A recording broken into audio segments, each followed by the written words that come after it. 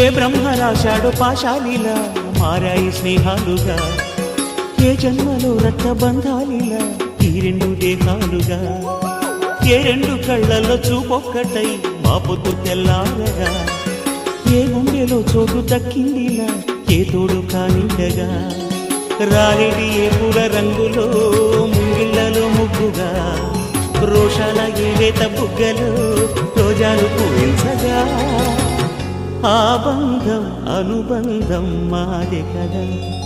చిన్ని చిన్ని ఈ పువ్వులు చూసి జాబిలి నవ్వింది, సిరి వెన్నెల జల్లింది.